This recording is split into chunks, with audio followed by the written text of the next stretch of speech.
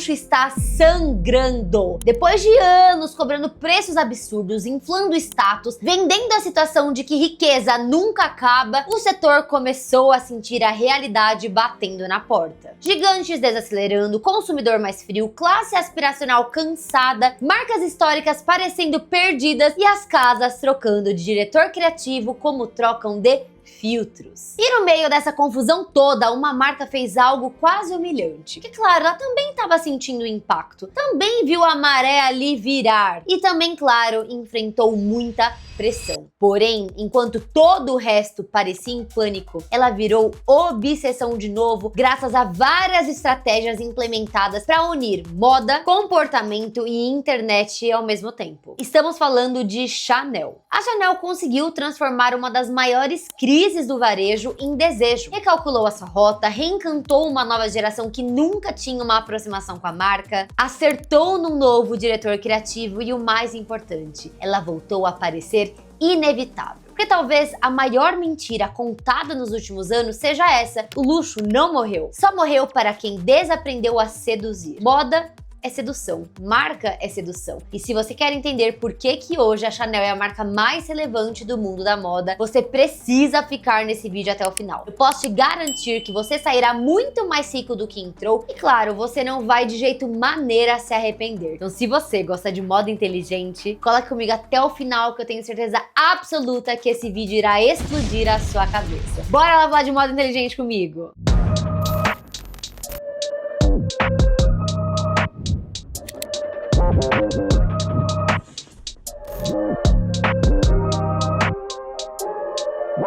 Durante muito tempo, parecia que o luxo era uma máquina infinita de dinheiro. Subia preço, vendia. Fazia lista de esperas, vendiam. O mundo viveu um período em que o dinheiro barato, turismo forte e consumo aspiracional marcaram muitos erros. Só que o cenário mudou. Relatos recentes de mercado mostraram desaceleração importante no setor de bens pessoais de luxo. A Bain apontou enfraquecimento em 2024 e um 2025 muito mais cauteloso. O consumidor começou a fazer uma pergunta perigosíssima: isso vale o que custa? Quando essa pergunta entra no jogo, muita marca acaba estremecendo, porque enquanto algumas vendiam legado, outras vendiam embalagem vazia. Mas antes continuemos, muito prazer, meu nome é Marcela Carrasco e aqui nesse canal a gente fala tudo sobre o mundo da moda. Negócio de moda, tendência de moda, tudo de moda mais fresquinha, sairá aqui primeiro, que é melhor que nós moda do Brasil.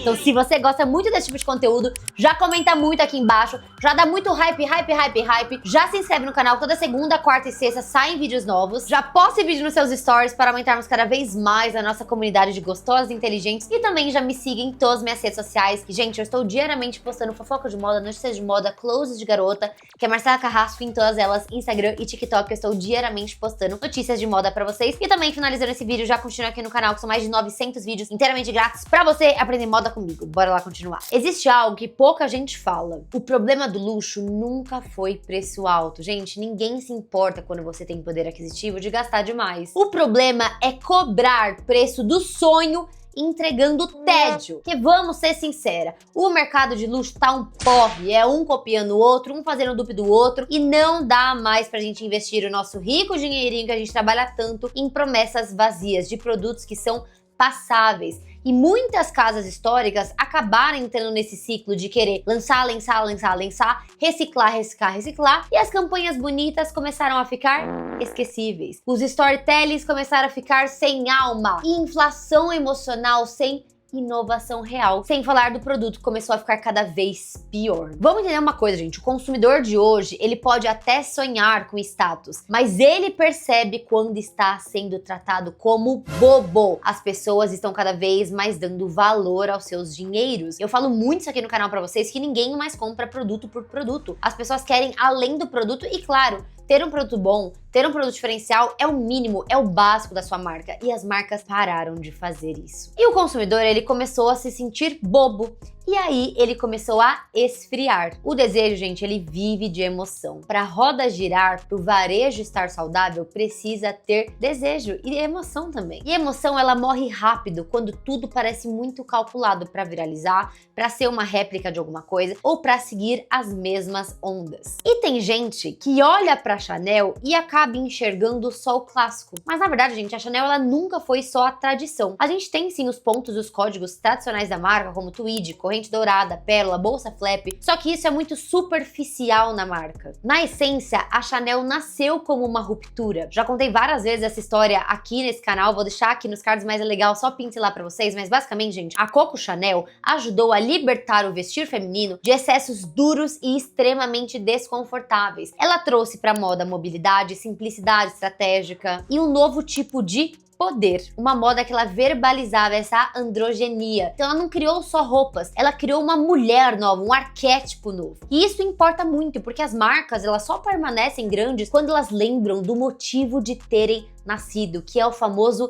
legado, propósito. E a Chanel, ela nunca nasceu para preservar o passado, ela nasceu para reescrevê-lo, e talvez tenha sido este problema que a marca não estava aplicando. Vamos voltar um pouco para Karl Lagerfeld, que, gente, é um dos episódios mais importantes, se não o mais importante. Foi a pessoa que realmente entendeu a regra que é mais valiosa no mundo da moda. Por quê? Décadas depois de Coco Chanel, entra Karl Lagerfeld e ele percebe algo que hoje define tudo. A atenção também é luxo. Então o que ele fazia? Ele pegava códigos clássicos da marca e transformava em espetáculo global. Supermercado Chanel, praia Chanel, foguete Chanel, cenários gigantescos, imagem impecável, humor, ironia, cultura pop. Karl entendeu que uma marca ela só continua elite se ela continuar interessante. E ele não guardou a Chanel no museu, ele colocou a Chanel em movimento. Qual que é o resumo aqui da história, Má? O Karl, ele continuou com os códigos visuais, com a tradição e com o legado de Chanel, porém ele trouxe para a atualidade da época. Por isso que a Chanel teve ali o seu momento mais relevante da história, porque realmente ele entendeu que a atenção era igual a dinheiro, que hoje é o que a gente faz aqui nas mídias sociais, igual eu tô ganhando dinheiro, já dá likes aqui embaixo e muitos hypes. Então vamos lá, gente. Depois da era de Karl Lagerfeld, algo comum acabou acontecendo, o que acontece com quase 99% das marcas. A marca continuou sim forte nos números, mas começou a perder temperatura simbólica, né? Que é aquilo que realmente aquece o mercado. Por quê? Tava ok pra marca, ela ainda tava vendendo, a empresa tava ok, só que o imaginário da Chanel acabou esfriando. As pessoas que não eram ali aquelas clientes fiéis, elas não flertavam mais com a marca. E eu sempre falo pra vocês, a moda, ela tem que seduzir para converter. Então antes você seduz, depois você puxa pra venda. Então a Chanel, ela seguia rica, respeitada, desejada por esses públicos tradicionais que eu citei, só que ela não era o centro da conversa da moda. E no mundo atual, gente, o silêncio ele custa muito caro para as marcas. As marcas precisam estar na boca de todo mundo, tendo desejo de todo mundo, porque se você sai da conversa, outra marca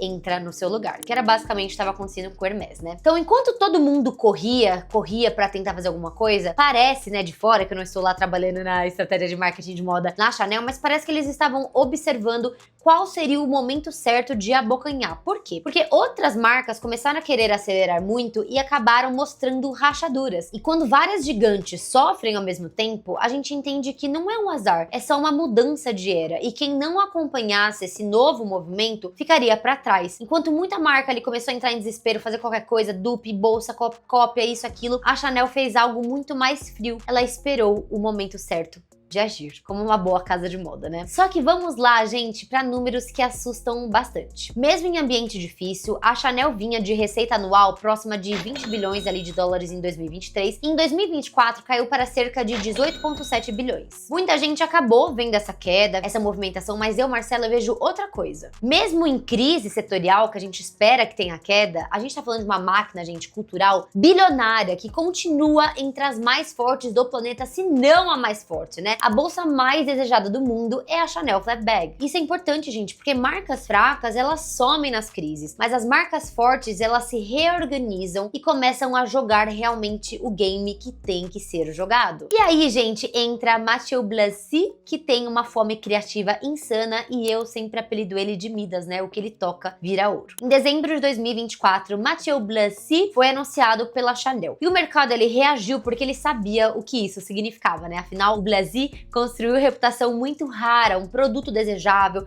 respeito crítico, vontade real de compra. Gente, o que ele fez na Bottega Veneta foi a coisa mais insana do mundo. Tudo que ele fazia virava um boom. Fez a marca, que era uma marca que tinha muito legado, mas que estava um pouco ali esquecida culturalmente, virar a marca mais relevante da época. Então assim, quando eu vi que ele entraria na Chanel, eu falei, putz, isso vai dar muito bom. Tem até vídeo aqui analisando, depois dá uma procurada. E quando um nome desse, gente, entra numa casa como Chanel, o recado é muito claro. Não queremos sobreviver. Eles queriam fazer algo diferente. Poderia custar muito caro para a marca? Poderia. Foi um tiro no escuro. Mas foi um tiro que deu muito certo. Porque, gente, o que ele está fazendo com a Chanel, eu não via há muitos anos acontecer com uma marca. Eu abro minhas redes sociais, meu TikTok, meu YouTube, só se fala nessa nova coleção. As novas bolsas, os novos sapatos, todo mundo só fala disso. Realmente tem uma relevância surreal. Então aí, o que a gente vê? A gente tem um termômetro que o retorno do desejo, ele é real. Porque a maioria das pessoas, sejamos claros, os clientes Chanel, eles não vão ficar aqui na internet falando de moda. Mas, ao contrário deles, muitas pessoas vêm e compartilham seus momentos de moda, compartilham seus desejos e acabam abrindo rodas de conversa. Sabe o que eu falei ali atrás sobre voltar ao centro da conversa? É muito importante você ter milhões de pessoas falando de você. Mesmo que eles não sejam o público-alvo ou esteja gastando milhões. Mas, gente, MIV, que é Media Impact Value, também é muito relevante. E o asset mais caro de hoje é justamente a atenção. Então tá, como que foi esse retorno do desejo dentro da casa? A nova fase começou a mexer com algo muito essencial, que é uma fantasia coletiva, todo mundo tendo o mesmo desejo. As pessoas voltaram a olhar a Chanel e pensar, nossa, isso é atual, isso é poderoso, isso é impossível de ignorar, e se eu, Marcela, amo moda, eu preciso ter. E aí, gente, a gente entende que produto importa. Só que o que muda mesmo foi o imaginário da marca. Não é que, nossa, isso tá, meu Deus, muito diferente do que eles faziam. Mas sabe o que faz? Flerta muito mais com as redes sociais. E aí a gente vê que as bolsas novas, compactas, diferentonas, voltaram a ser uma arma social muito grande da marca. A sapatilha também extremamente relevante. Esses tons de verde super relevante, essa mule, gente, só se fala disso. E a beleza Chanel, ela virou porta de entrada para o universo da marca. Eles estão investindo muito também na Chanel Makeup, tá um boom absurdo. Além também, né, do tweed, que ficou muito menos madame, muito mais uma mulher perigosa, um arquétipo. Que tudo isso, gente, no final das contas, não são detalhes estéticos, tá? São reposicionamentos psicológicos. É aquilo que eu sempre falo, sobre arquétipo, sobre imagem é poder, sobre posicionamento. A marca conseguiu trazer esse posicionamento de volta, mostrando que se você tem dinheiro para comprar na Chanel e você se veste de Chanel, realmente você é uma mulher diferenciada. E aí, meus amores, a internet acabou fazendo o resto. A Chanel entendeu uma regra brutal de 2026. Se a cultura não circula, ela envelhece. A gente sabe, gente, cada vez mais os assuntos da internet, as trends, as estéticas, estão cada vez mais rápidas. Então a marca que ela começa a dominar organicamente, ela consegue o quê? Predominar a estética, predominar os discursos, os closets aspiracionais das pessoas, os vídeos vintages mostrando, nossa, olha gente, eu amo essa Chanel nova, mas vou comprar uma Chanel antiga, eu gosto desse universo. Listas de investimentos fashion, gente, o que eu mais tô vendo no TikTok são as pessoas falando, minha wishlist de Chanel por Mathieu Blasi. Os próprios unboxings da Chanel estão cada vez mais normais. Olha quantos unboxings das pessoas comprando. E a gente entende que por ser um produto de um ticket médio muito elevado, muito mais do que as outras marcas de moda, vendem para um público ali 30 plus, 40 plus, né? 40 a mais, 30 a mais. E essas meninas que geralmente não aparecem tanto, estão aparecendo por quê? Porque é uma guerra de ego, gente. As pessoas querem estar atreladas às marcas do momento, os produtos do momento. Isso mostra muito sobre o seu capital social. O capital social aqui nos cards também. E aí, gente, aqui está o ponto mais importante desse bloco. Ninguém precisa comprar para fortalecer o símbolo. Basta desejar em público. Cada pessoa sonhando em voz alta vira mídia grátis. Então o que é, gente? Qual que é o resumo? As meninas que têm poder aquisitivo, elas compram, a maioria não posta, né? Gosta ali da sua vida private. Só que as pessoas que não têm poder aquisitivo e não conseguem comprar, elas desejam também essa compra e elas trazem conteúdo totalmente orgânico para a marca e fica todo mundo Chanel, Chanel, Chanel, Chanel. Sabe aquela lei da repetição? A gente ouve tanto que vira comum e as pessoas começam a entender que sim, o poder tá inteiro na mão da Chanel. E aí, gente, veio um questionamento. Por que a geração nova quer Chanel? Porque é o seguinte, nós vivemos em excesso. A gente tá com excesso de trend, excesso de estética descartável, excesso de marcas nascidas ontem, excesso de produtos sem memória nenhum. Em tempos assim, a permanência, ela traduz. Por quê? A Chanel, por mais que esteja atual, seja muito refresh, né? Ela ainda faz algo muito importante, que é reconhecimento imediato. É uma marca que tem códigos visuais muito fortes, igual a gente citou, o tweed, as alças com couro, as pérolas, a camélia e vários outros códigos que, batendo o olho, você já sabe de quem é. É o famoso branding. Isso é muito importante, né? Que a Chanel realmente se destaca demais na direção de arte criativa e nunca aparece com nenhuma outra marca. Então, realmente, eles têm ali tudo muito redondinho. E além disso também, tem também legado real, a revenda que é muito forte, caríssimo, gente. Às vezes é mais caro comprar revenda do que na própria loja. Essa clareza visual e um status que ele é muito Quiet Luxury, né? Que é status silencioso, porque não tá gritando que é Chanel, algumas peças gritam, mas a maioria delas não, e você sabe mesmo assim de que marca você está falando. Então vocês estão entendendo como é o cross perfeito entre vender uma continuidade, uma imagem, algo que é muito constante, com também essa modernidade, com essa jovialidade e com um olhar novo pra Chanel? Entendeu? Por que esse match fez tanto sucesso? Por que hoje a Chanel está no top 1 da Lyst Index? Daí tá, falamos muito sobre os acertos da Chanel, mas quais são os erros das rivais? Muitas rivais, elas queriam parecer jovens, a Chanel que sempre parecer eterna. E essa diferença, gente, ela destrói mercados, porque tem marca que tenta viralizar a todo custo. E a Chanel, ela quer parecer inevitável. E tem marca também que, né, fica lá seguindo o trend, fazendo coleções todas baseadas no que está no momento. Já a Chanel vai ao contrário. Ela tá sempre tentando ser referência da trend. Ela não segue trends, ela dita trends. E tem marca que vende novidade semanal. A Chanel, ela acaba vendendo a ideia de que se você comprou algo da marca, esse item vai atravessar décadas. A estética nunca muda, então esse item é sempre relevante. Então, enquanto boa parte do varejo tenta facilitar tudo, a Chanel ainda trabalha fricção. Nem tudo é disponível, imediato ou simples. Em um mundo de entrega instantânea, uma dificuldade controlada, ela vira afrodisíaco de marca. Esse dia eu tava falando com a Nanats, minha amiga, beijo Nanats, e ela tava contando, né, que ela comprou a bolsa do momento na Chanel e tal. Eu falei, meu Deus, como você conseguiu? Ela falou, amiga, fui lá, não tinha, fiquei na lista de espera por muito tempo, e quando eles me ligaram, eles falaram, você tem uma janela de tantas horas pra buscar essa bolsa. Ela falou que ela tava no cabeleireiro, passando lá tinta, ela saiu com tinta mesmo, só pra ir no site pra comprar. E a gente tá falando, gente, de bolsas de 50, 70 mil reais. Vocês têm noção? Olha como mexe nesse afrodisíaco, olha como mexe nesse desejo, olha como faz realmente ser coisa de vida ou morte. Então, quando tudo está ao alcance, o que é inevitável volta a brilhar. E a Chanel sabe exatamente como fazer isso. E agora, amores, vocês vão pegar o seu caderninho, a sua caneta e anotar a lição mais brutal de todas. O mercado repetiu durante anos que a tradição, ela bastava. E desculpa te falar, ela não basta! A história parada, ela vira museu. E o preço sem narrativa nenhuma, ela vira um abuso. Por que eu tô pagando tão caro? Será que isso vale mesmo? E logo sem noção, gente, acaba virando adesivo caro. Por quê? Um logo aplicado a algo totalmente inútil não tem valor nenhum. E é por isso que a Chanel está nesse lugar. Porque eles entenderam antes de muita gente que o legado, ele só vale quando vira desejo atual. Tem que ter legado, mas tem que ser atual. Então, será que o luxo morreu mesmo? Gente, o luxo não morreu. Morreu a fase em que qualquer marca podia cobrar uma fortuna só por existir. Enquanto muitas casas pedem muita atenção, a Chanel, ela volta a merecê-la com muito cuidado, com muita estratégia e não fazendo produto